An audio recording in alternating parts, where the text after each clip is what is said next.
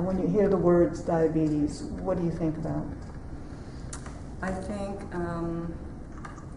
that we have a lot of it.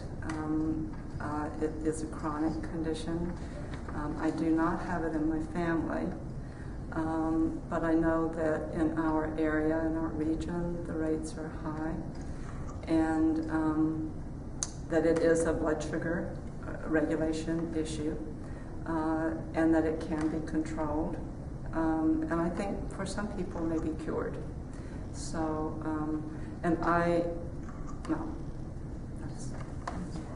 do you have any personal experience with people that have type 2 diabetes or diabetes? Not as I said, in my family. Mm-hmm. I do have experience with the flip side, of diabetes, which is the hypo, the low blood sugar glycemia. There are people in my family who have tested, mm-hmm. At times rather severe in that. But for some reason, genetic predisposition, I suppose, we don't tend to develop diabetes. Mm-hmm. But in that process of understanding the low, I learned something about the high. Mm-hmm. So, but I've never been in a close enough relationship with someone to actually need to help them mm-hmm. Mm-hmm. with their condition. Okay. And do you have friends that have diabetes? I do. One is a gentleman I mentioned to you at the beginning who was just diagnosed, and I have followed his experience some. He was diagnosed last year on medication, has been losing weight, is off of medication mm-hmm. right now to see if he's able to manage mm-hmm. with his diet. He's mm-hmm. been working really hard. So I've watched that process. Mm-hmm. Okay. So what do you think causes diabetes? I think the causes are multiple, but certainly the body's breakdown in regulating sugar with insulin production is the main focus. But I also think the environment of the body is a systemic sort of problem mm-hmm. that I think has multiple factors contributing to it. Diet is major, I mm-hmm. think, and genetic predisposition mm-hmm. plays a role. And cultural factors like the foods that we're accustomed to and how difficult it mm-hmm. is and can be to mm-hmm. change that, mm-hmm. either at the family setting or the social setting. Mm-hmm. Mm-hmm. Do you think there's particular risk factors associated with diabetes? I'm sure there are, but I'm not up to speed on what they are particularly. But I imagine the rates are higher among some ethnic groups or genders or whatever, but I'm not familiar really with what those are. What do you think, if a person has diabetes, what do they need to do to keep it under control? The first thing, as I understand it, would be diet and a particular exposure to sugars or anything that becomes sugar in the body, the carbohydrates, the refined ones, and its immediate rise to the blood sugar. Mm-hmm. If they're severe enough, I'm sure medication is a needed thing. At least to control it and give mm-hmm. them time to make the adjustments that mm-hmm. they might need. So I guess the simple answer to your question is to control it, they need the medication and the diet pieces. Okay. What do you think the roles of family might be in helping a person control the disease? I think the role of family is huge, and I say that because one, it's the setting often where the diabetic is eating, and support, just family support and encouragement, I think are huge as motivation factors for the individual to make the changes that are needed. And just understanding that a family member can offer is probably, it's hard to make change. It's hard to make personal changes, especially when they involve food, and especially in our local culture, because we are so food oriented. That I think without family support, a diabetic is going to have real challenges feeling personally motivated to make changes and to secure the type of food that's needed in the change. Are there things that people in the community can do to be supportive, you think? I think the more the community knows about diabetes, the more they're aware that there are a number of things that once we're really aware, I think we would work on as a community. The largest one, I feel, is access to a high quality food supply, fresh and whole, is really important for the diabetic. And in our community events, whether it's a small group or a large community group, we really need to be, I feel, more conscious of offering options for a diabetic on the food table. That increases everybody's awareness, but it also just makes it easier, makes it more possible for the diabetic to control on a daily basis, and they're not isolated feeling.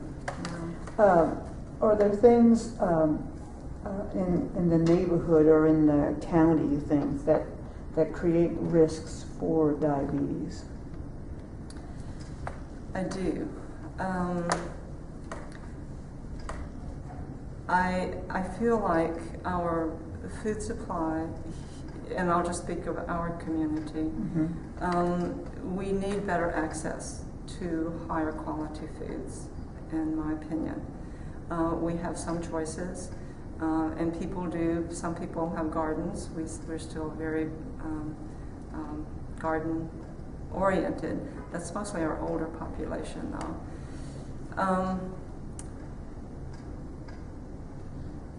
I think that we have some toxicity factors in our community that contribute to the breakdown of the body, and the diabetic isn't helped by that at all. It's that terrain that needs to be as healthy as possible, and we're not personally aware very much in our local culture of what is toxic and how to deal with that. So we need more education on that part in the community.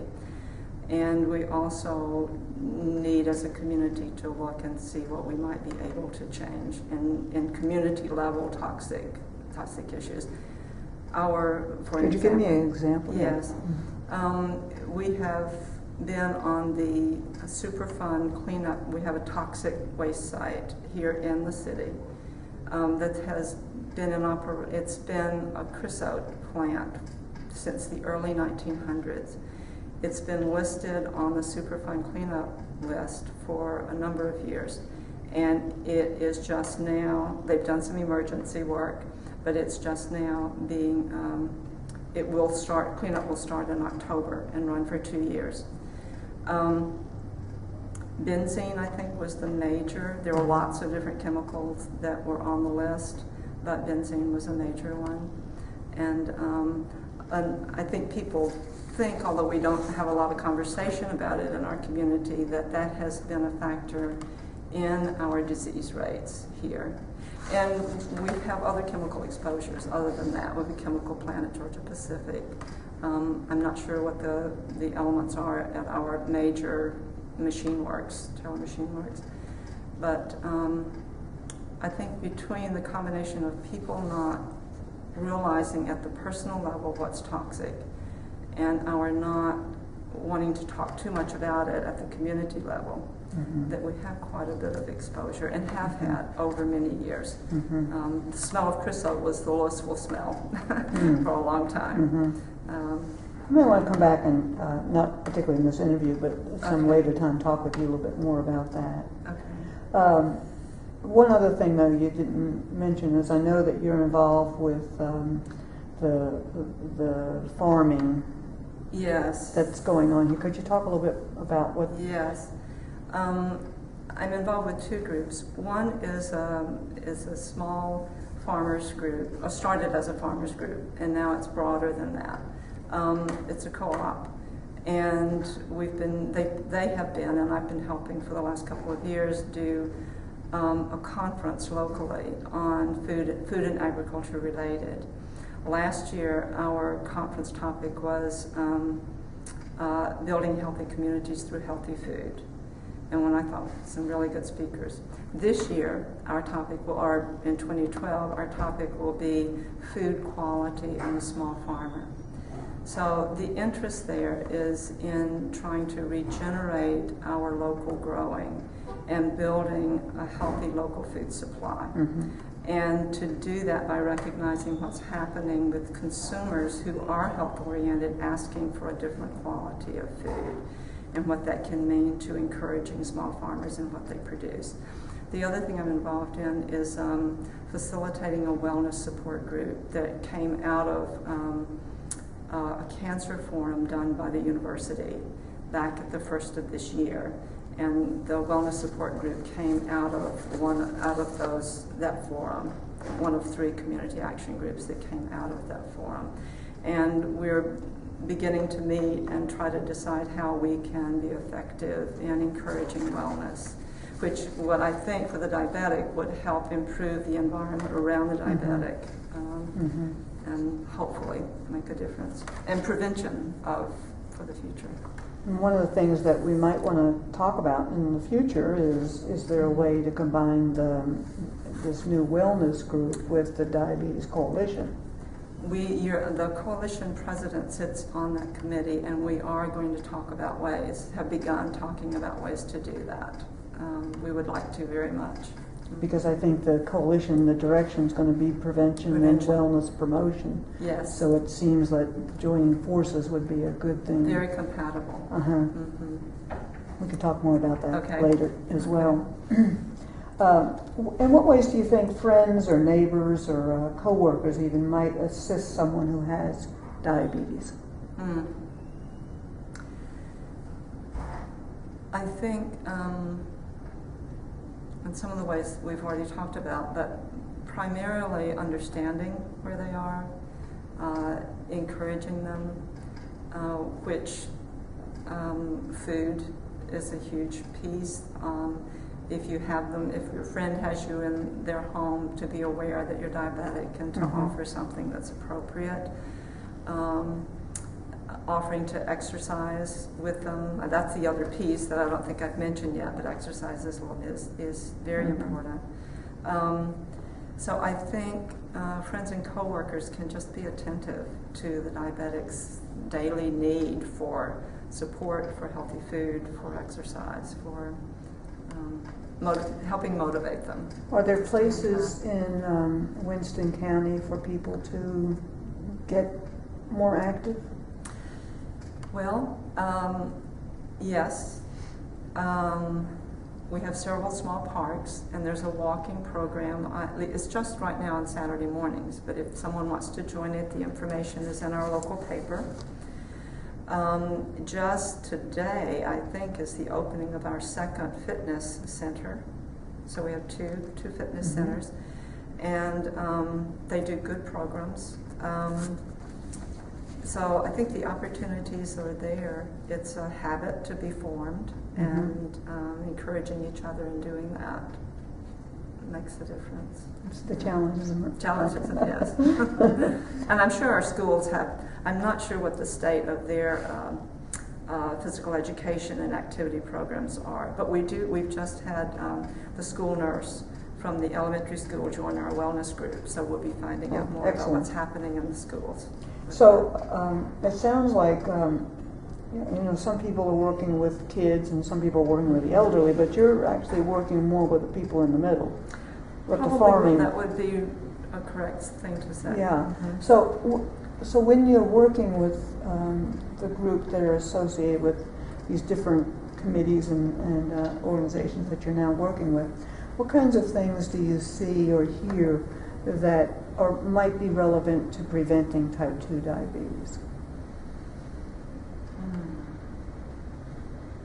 What do I hear from the groups and the people Yeah, that I work with? just in general, I that mean, are just relevant? even one-on-one conversations that you Mm-hmm. may be having. I think the things that I have heard so far relate to supporting each other, especially at the family level. I know we have classes, the Diabetes Coalition has some classes, and this was a year or more ago that I spoke with someone who heads up part of those classes. And the thing that she heard most from the people who came for the cooking, for the food part, was that, well, probably food and exercise, is that they wish they had more support from their families. Mm-hmm. So I think there is an awareness that we need to somehow motivate families to help support the individual who has diabetes. Do you have any ideas on how to do that? You know, information, I guess it starts with information and awareness, but it has to go far beyond that. We have to have activities where people are actually involved in the process. Mm-hmm. And we can do that through schools, we could do it through churches. We are a very social culture, Mm-hmm. and I think social events give us some wonderful opportunities to do that. I mean, you know, things like if we had our young people who like to be competitive, doing something like having cooking dinners for seniors or for some people in their church or something, where they're actually involved in the process and being hands-on, I mean, and social at the same time. Mm-hmm. And maybe this church's young people compete with this church's young people to Mm-hmm. see how they, you know, Mm-hmm. how they can do. Mm-hmm. Involvement, that kind of Mm-hmm. hands-on involvement, I think, is what helps change things. I am talking with some people in the school system about some projects that we might be able to do there. That's with the young people. Mm-hmm. But I think there's some great things happening coming down Mm-hmm. in the guidelines on child nutrition Mm-hmm. and what will be served in cafeterias that will help support our farmers if we can just get some active projects started. Is the farm group supplying any food to the schools? Not at the present time. We're not actually producing enough. There is a youth garden, and they are growing in the summertime and harvesting. At least last year, their harvest were taken to the seniors in the community by the young people doing the garden. Mm-hmm. This year, they're doing more raised beds. I don't think we're at a volume yet, but we can plan for that Mm-hmm. volume, and that's what our projects with the schools Mm-hmm. would attempt to do. Seems like this all would fit really well with your wellness committee. It Work. would. It There could, could be an yes. overlap. Mhm. What about workplaces? Is there anything they can do to prevent diabetes? I'm sure that there are. There may be things within their insurance structure that would encourage people to, I'm not familiar with how that happens here, Mm-hmm. and I don't think most of our workplaces offer food on site, so most people are going out to eat. We really need to effect some changes in our restaurant situation, you know, asking restaurants to buy local or buy and offer healthier, Mm-hmm. offer diabetic things on the menu. And I think if we actively tried to do that, we would get some quite a bit of support. As much as they have, if they're not a chain, then Mhm. they'll have the option of doing some of that. So, Is there a farmer's market here? this is our third year to try a farmer's market, but it's very small. I went last Saturday morning and there were only 2 farmers. Mm. So we have work to do there. Mm-hmm. We had a manager the first 2 years. We don't have a manager this year. It's just whoever wants to sell is trying to do it together. But you have to have volume, you have to have activity in a farmer's market. So we need to work on building that up. Okay. What do you think is the most important thing people need to know about diabetes? One, that it's dangerous for the person's health, that it can be controlled, and that for some it's curable. And on that, well, no, I think those are in hope that something can be done. You've mentioned a lot of things that have hope and potential. Where would you start? What do you think are the most important things to begin doing? I probably say this because it's where I've spent most of my time, but I believe rebuilding our community food supply is critical. That's where I would start. That's where I am putting my energies primarily. I believe we need good quality foods like we used to have, and that getting away from the processed, getting high quality fats are really important. There are lots of nutrition misconceptions these days, and that's having a serious impact on all of us as a whole.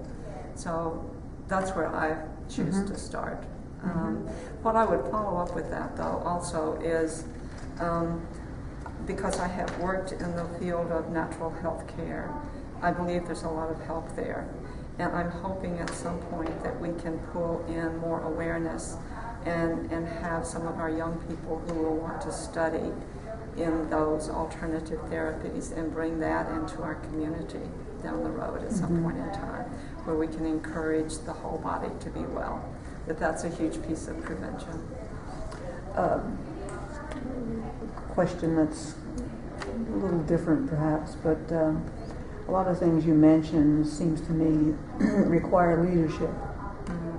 And so how do you think the Winston County is poised to produce leaders to take and work together to take over some of these activities that need to be done?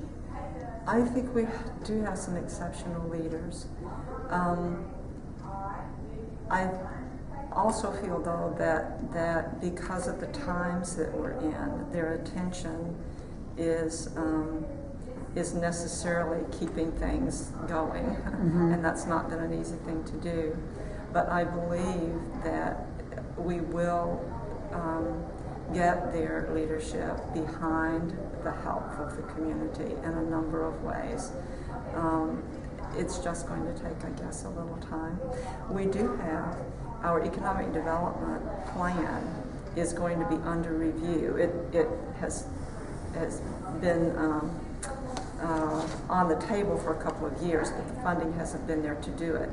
But I'm told by Gerald Mills, as our economic development director, I'm told that he tells me that this fall we may be in the process of our strategic planning. And I see that as a wonderful opportunity to to put on the table the possibility of really helping our local producers, food producers especially, but producers of more natural lifestyle things, to make that a piece, an actual platform of our economic development. And so I'm hoping we can have some talking about that, and that our leadership will be supportive of doing that. One final question, then.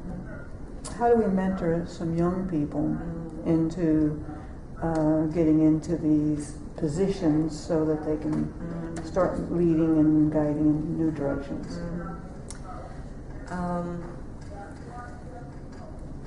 Our community really does value its young people, and it puts a lot of energy into their upbringing and activities for them, athletics particularly. But other than our scholars, Mississippi Scholars Program, we have that. I think we